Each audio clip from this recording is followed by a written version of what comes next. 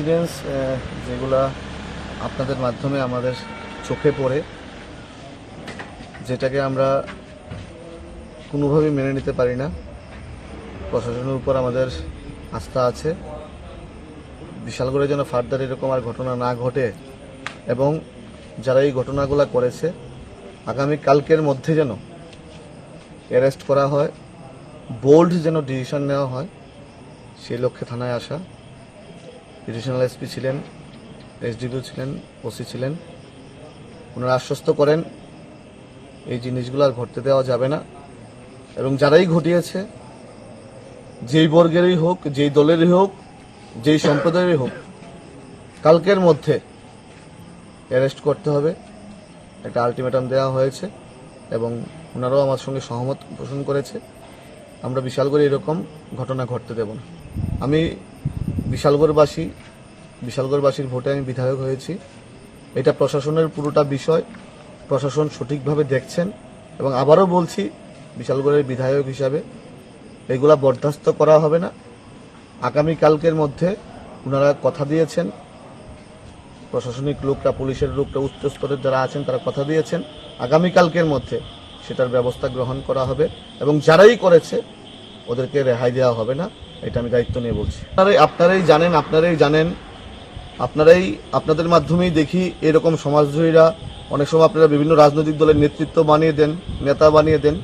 ওরা সমাজদ্রোহী, ওদের পরিচয় একটাই, ওরা সমাজদ্রোহী এবং ওদেরকে পাকড়াও করতে হবে। আগামীকালকে পর্যন্ত ওনাদেরকে যেন অ্যারেস্ট করা হয়, সেটা এখানে এডিশনাল এসপি সাহেব ছিলেন, এসডিপিও ছিলেন, ওসি ছিলেন, ওনারা কথা দিয়েছেন এবং কালকের মধ্যেই এরকম সমাজদ্রোহীদেরকে अरेस्ट करा হবে। स्टेशन है, हमको आना पड़ता है। कुछ अभी एक इंसिडेंट हुआ, वो 11-11.5 लाख किसी को जो पैसा था उसको स्टैबिंग करके लेके गया। जो एक इंसिडेंट इमीडिएट हुआ तो सोचा कि एक बार जाके देख लेते हैं।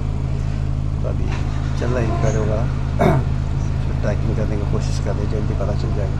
सर प्राइमरी इन्वेस्टिगेशन में क्या आया है?